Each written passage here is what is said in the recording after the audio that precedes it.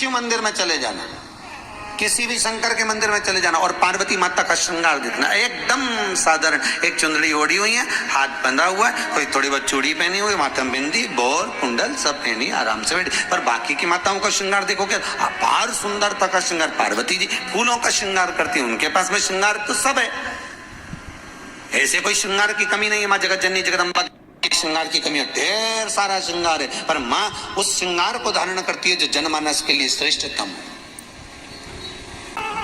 मां श्रृंगार वो करती है जो जनमानस के लिए श्रेष्ठ हो। 9 दिन में एक दिन अगर घर में ज्यादा बीमारी फैल रही हो, कोई ना कोई बीमार पड़ रहा हो, तो 1 लोटा पानी सुबह स्नान कर कर घर के चारों तरफ घुमाकर नीम के पेड़ के नीचे नवरात्र में डाल देना। महाराज 3 या 4 दिन लगेंगे, आराम लगना चालू हो जाएगा, घर से रोग दूर हो जाएगा। शिव महापुराण की कथा कहती है, देवी भागवत कहती है कि माता का 9 दिवस तक स्थान नीम के पेड़ के नीचे रहता है।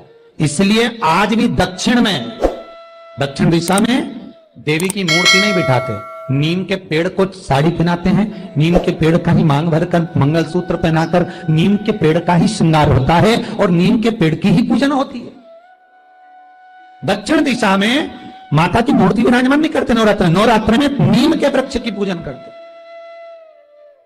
क्योंकि देवी भागवत में स्पष्ट कहा गया, नवरात्रि तक मां जगत जननी जगदम्बा 64 योगिनियों के साथ में नीम में विराजमान हो जाती।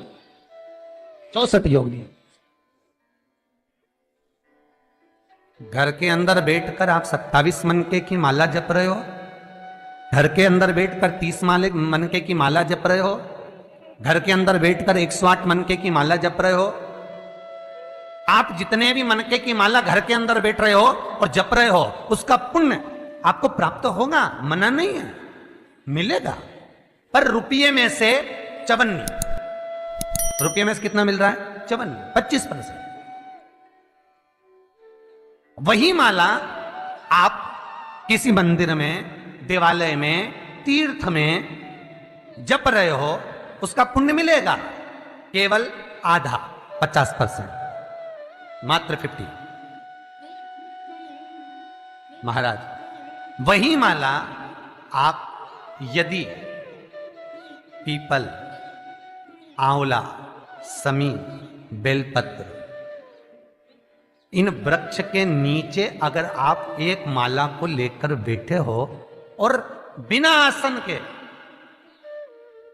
समी के वृक्ष के नीचे आप कोई मंत्र जप रहे हो, कोई बेलपत्री के पेड़ के नीचे मंत्र जप रहे हो, कोई आंवले के पेड़ के नीचे मंत्र जप रहे हो, किसी पीपल के वृक्ष के नीचे मंत्र जप रहे हो, तो वहां आसन लगाने की जरूरत नहीं होती। बिना आसन के अगर आपने एक माला का एक मन का भी अगर जपा है, शिव महापुराण कहती है, विष्णु पुराण कहती है कि 100% पुण्य आपके खाते में उस मंत्र का फल प्रदान कर देता है। उस मंत्र का शिव महापुराण की कथा, लिंग पुराण की कथा, विष्णु पुराण की कथा, पद्म पुराण की कथा कहती है कि किसी वृक्ष के नीचे, जिन वृक्षों का गुणगान हमारे शास्त्र करते हैं, जिन वृक्षों का गुणगान हमारी पुराणे करती हैं, उन वृक्ष के नीचे अगर एक मंत्र का मन का भी फेरा जाए तो उसका पुण्य हजारों गुना प्राप्त हो जाता, आप रूप प्राप्त होता अपने आप।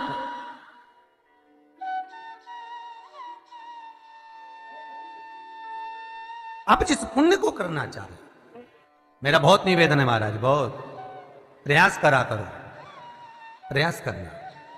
अगर हाथ के मनके की माला भी नहीं हो और किसी पीपल के पेड़ के नीचे 15 मिनट बैठने का मौका मिल गया, आंवले के वृक्ष के नीचे 5 मिनट बैठने का मौका मिल गया, किसी आंवले के वृक्ष के नीचे आप 5 मिनट बैठे हो, ओम नमो नारायण का मंत्र का स्मरण कर लो, ओम नमो भगवते वासुदेवाय का जाप कर लो, बस उसका फल 4 गुना, हजारों गुना प्राप्त हो जाता है।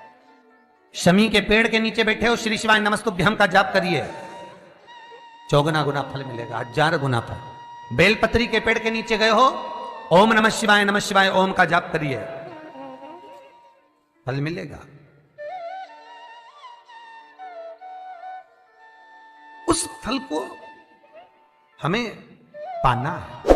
शिव जी का पहला पार्वती के साथ अवतारे काल और काली, महाकाल और महाकाली, पहला होता पर द्वार पर चप्पल पड़ी होने के कारणवश वो लौट कर चली जाती है। बहुत ध्यान दीजिएगा महाराज, थोड़ा सा आपको बुरा लगेगा, लग जाएगा, और शिव पुराण है, जीवन संवार देगी तो अच्छी बात है,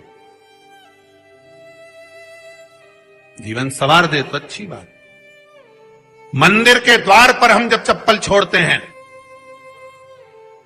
जिस मंदिर की चौखट पर चप्पल छोड़ी है, आप जितनी देर आराधना में लगे रहते हैं उतनी देर तक आपकी चप्पल पर जितने लोग लांग कर जाते हैं, जितने लोग लांग कर प्रवेश करते हैं, उसका भी दुख आपके भाग्य में आता चले जाता है। ध्यान दीजिएगा जरा, चप्पल का भविष्य पुराण में पढ़िएगा कभी कि पादुका का महत्व क्या है, पादुका किस ओर उतारना चाहिए, पादुका को कहां रखना चाहिए। स्कंद पुराण कहती है जिस व्यक्ति पर कर्जा बहुत ज्यादा मात्रा में हो जाता है और कर्जा चूकता नहीं है, आप बहुत प्रयास कर लिए, करोड़ों रुपए का कर्जा हो गया, यहां से लिया वहां दिया, वहां से उठाया वहां दिया, वहां से उठाया वहां दिया, तो निवेदन है कभी मौका लगे कर्जा मुक्ति के लिए सारे वृक्षों में अगर कोई श्रेष्ठ वृक्ष माना गया है तो वो बट का वृक्ष माना गया महाराज। इसलिए प्रशासनिक कार्य के लिए, मानसिक टेंशन में,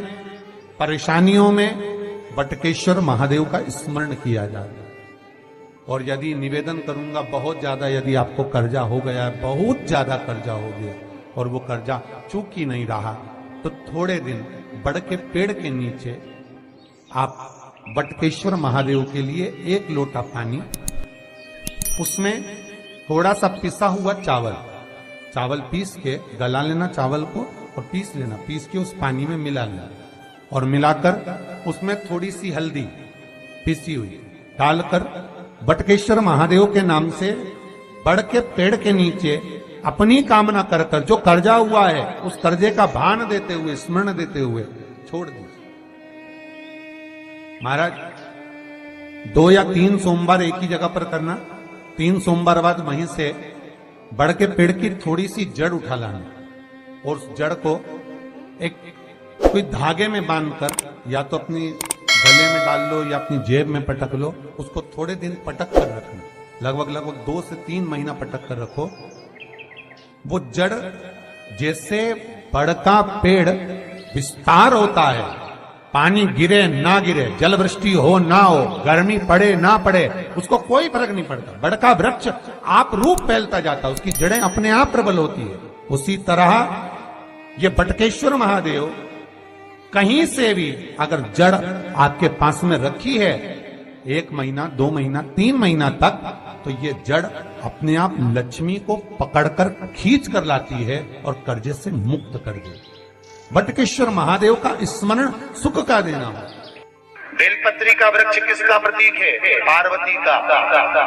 नीम का वृक्ष किसका प्रतीक है? जगदम्बा का। जिस व्यक्ति को ब्लड प्रेशर की बीमारी रहती हो, ऊपर नीचे ब्लड प्रेशर होता रहता हो, तकलीफ भोग रहे हो, बहुत कष्ट में हो, बार बार पसीना आ जाए शरीर पर, कुछ ना करिए, 1 लोटा पानी भरो, 7 पत्ती नीम की डालना, खाई की डालना, नीम, कड़वी नीम, मीठी नीम नहीं, कड़वी नीम, और साथ उसमें बेलपत्र डालना। जिस व्यक्ति का ब्लड प्रेशर हाई हो, लो हो, उसके कमरे में उसको प्लेट से ढक कर रख दीजिए। सुबह स्नान कर वही व्यक्ति जिसका ब्लड प्रेशर ऊंचा नीचा होता है उसको शिव जी को समर्पित करना, शिव को चढ़ाकर उसी का पानी 7 बार उसी स्थान पर ग्रहण कर लेना। व्यक्ति का ब्लड प्रेशर बराबर हो जाता है। मात्र लगभग अगर सोमवार कर रहे हो तो 11 सोमवार करो, प्रतिदिन नियम से कर रहे हो तो 15 दिन कर लो, उसमें बराबर। फिर कभी जिंदगी में ब्लड प्रेशर की बीमारी चली ही जाती है। कोई बरसाती मेंढक मत बनना रे, बरसात आती है तो मेंढक बहुत सारे इकट्ठे हो जाते हैं, टर करते हैं। कई लोगों की आदत होती है, सावन का महीना आया तो मंदिर में भीड़, शिवरात्रि आई तो मंदिर में भीड़। हमें बरसाती मेंढक नहीं बनना कि सिर पे त्रिपुंड लगा लिया, गले में रुद्राक्ष की माला पहन ली, चोला बदल लिया, कपड़े बदल लिए और कपड़े बदलकर साधु संत बनकर, सन्यासी बनकर, तपस्वी बनकर छल करने के लिए, निंदा करने के लिए, बुराई करने के लिए, चुगली करने के लिए, अपशब्द करने के लिए, लोगों को घाटा पहुंचाने के लिए, लोगों के पांव खींचने के लिए बैठ गए। ये नहीं बनना हमको, हमें बरसाती मेंढक नहीं बनना। भगवान की कथा कहती है शिव को पाने के लिए कपड़े बदलने की जरूरत नहीं पड़ती, शंकर को पाने के लिए कलेजा बदला जाता है और शिव सांस लिया जाता है।